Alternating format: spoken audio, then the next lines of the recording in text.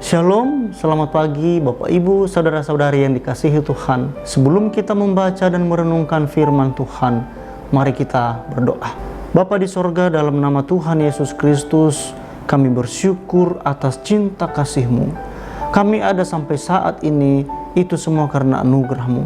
Terima kasih Tuhan, oleh karena sepanjang malam Tuhan juga menyertai kami di dalam istirahat kami.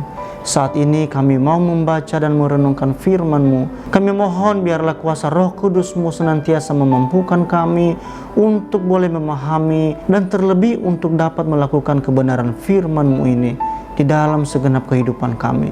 Terpujilah nama-Mu dalam nama Tuhan Yesus Kristus. Amin. Mari kita sama-sama membaca firman Tuhan di dalam kitab Yesaya pasal 53 ayat 10 sampai 12. Beginilah firman Tuhan. Tetapi Tuhan berkehendak meremukkan dia dengan kesakitan.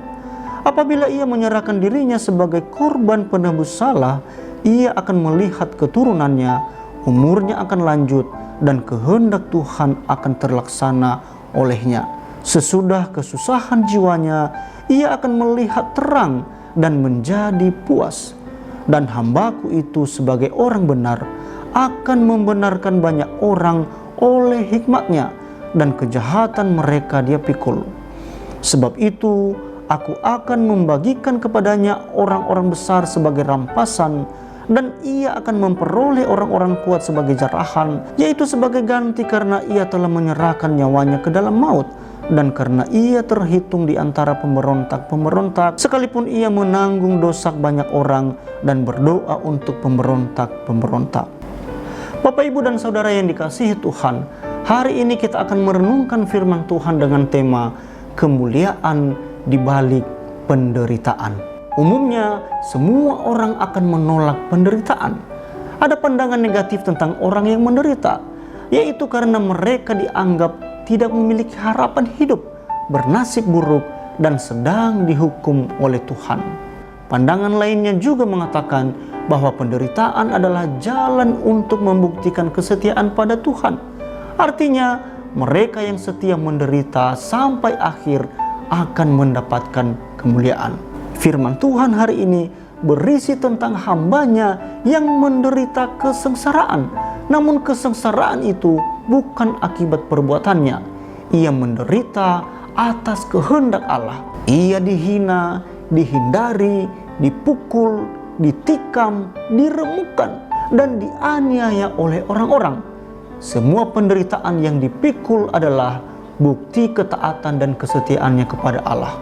Dan di balik penderitaan yang ditanggungnya ada kemenangan. Sekalipun ia amat menderita, namun pada akhirnya ditinggikan, disanjung, dan dimuliakan.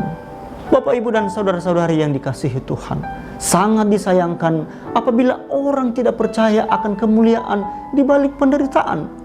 Lalu bagaimana bila kita sebagai orang beriman tidak mempercayai berita tentang kemenangan di balik penderitaan ini? Apakah kita juga menolak penderitaan? Mencapai puncak kemuliaan, yaitu bahwa orang-orang memperoleh keselamatan. Penderitaan hamba Allah dalam nats ini adalah nubuat yang membawa pengampunan, pembenaran, penebusan, dan penyelamatan kepada manusia melalui penderitaan itu. Bapak, Ibu, dan Saudara yang dikasihi Tuhan, belajar dari firman Tuhan hari ini, marilah kita mengoreksi diri. Apakah sebagai orang percaya kita masih setia dan bertekun dalam iman kepada Allah yang sudah mengampuni, membenarkan, menebus, dan memberikan keselamatan bagi kita?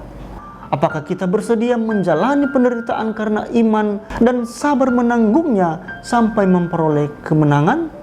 Dengan sikap hati yang benar, yaitu mengikuti teladan hamba Allah yang menderita, kita diajak untuk sabar menanggung derita, bersaksi bagi orang lain, dan menguatkan mereka dalam penderitaannya.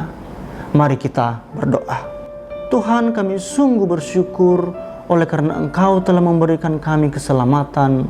melalui kematian dan penderitaan-Mu di atas kayu salib. Tolong kami Tuhan, supaya kami dapat menghayati akan makna penderitaan dan kematian-Mu di dalam kehidupan kami sehari-hari. Kami menyerahkan kehidupan kami di dalam menjalani seluruh hari ini. Biarlah Engkau Tuhan yang senantiasa menyertai kami. Dalam nama Tuhan Yesus Kristus kami berdoa. Amin.